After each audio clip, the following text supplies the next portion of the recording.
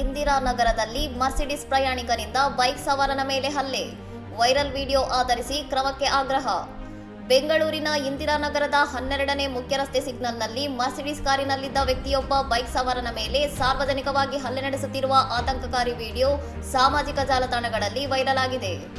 July 2ರಂದು ನಡೆದ ಈ ಘಟನೆಯಲ್ಲಿ ಸಿಗ್ನಲ್ನಲ್ಲಿ ಅಂತರದ ಬಗ್ಗೆ ನಡೆದ ಸಣ್ಣ ವಾಗ್ವಾದವು ಕ್ಷಣಾರ್ಧದಲ್ಲಿ ಹಿಂಸಾಚಾರಕ್ಕೆ ತಿರುಗಿದ್ದು, ಕಾರಿನಿಂದ ಇಳಿದ ಪ್ರಯಾಣಿಕ ಬೈಕ್ ಸವಾರನಿಗೆ ಕಪಾಳ ಮೋಕ್ಷ ಮಾಡಿ ತಳ್ಳಿದ್ದಾನೆ.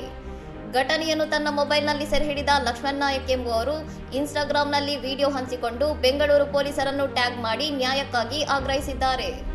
ವಿಡಿಯೋದಲ್ಲಿ ರಸ್ತೆಯ ಸಂಚಾರ ಆರಂಭವಾದರೂ ಹಲ್ಲೆಕೋರನು ಬೈಕ್ ಸವಾರನನ್ನು ನಿಂದಿಸುವುದನ್ನು ಮುಂದುವರೆಸಿದ್ದು, ಸ್ಥಳದಲ್ಲಿದ್ದ ಇತರರು ಮಧ್ಯಪ್ರವೇಶಿಸಿ ಬೈಕ್ ಸವಾರನಿಗೆ ಬೆಂಬಲ ವ್ಯಕ್ತಪಡಿಸಿದ್ದಾರೆ. ಮರ್ಸಿಡಿಸ್ ಕಾರು ಚಲಾಯಿಸುತ್ತಿದ್ದ ವ್ಯಕ್ತಿಯು ಮಧ್ಯಪ್ರವೇಶಿಸಿ ಜಗಳವನ್ನು ತಡೆದಿದ್ದು, ಪರಿಸ್ಥಿತಿಯನ್ನು ಶಾಂತಗೊಳಿಸಲು ಪ್ರಯತ್ನಿಸಿದ್ದಾರೆ. ರಸ್ತೆಗಳಲ್ಲಿ ನಡೆಯುವ ಇಂತಹ ಹಿಂಸಾಚಾರದ ಘಟನೆಗಳು ಆತಂಕಕಾರಿಯಾಗಿದ್ದು, ಪ್ರಭಾವಿ ವ್ಯಕ್ತಿಗಳ ಸೋಗಿನಲ್ಲಿ ಅಮಾಯಕರ ಮೇಲೆ ದಬ್ಬಾಳಿಕೆ ನಡೆಸುವವರ ವಿರುದ್ಧ ಕಠಿಣ ಕ್ರಮ ಕೈಗೊಳ್ಳಬೇಕೆಂದು ನೆಟ್ಟಿಗರು ಒತ್ತಾಯಿಸುತ್ತಿದ್ದಾರೆ. ಇನ್ನಷ್ಟು ಸುದ್ದಿಗಳಿಗಾಗಿ ನೋಡ್ತಾ ಇರಿ ಸೌರಂ ಟಿವಿ.